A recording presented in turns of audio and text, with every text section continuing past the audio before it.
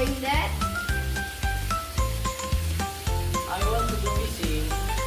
Can I go to fishing with you? Do you want to go fishing with me? Yes. Have you done your homework? Yes. Yeah? Have you made your bedroom? Yes. I made it. Have you helped your mother? Yes. Of course. I help mother take out trash and sweep.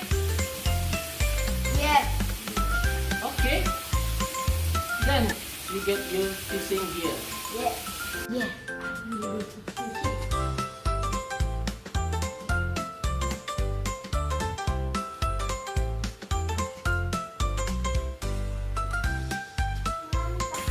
Dad, I'm ready. Let's go now. Are you ready? Yes. Okay.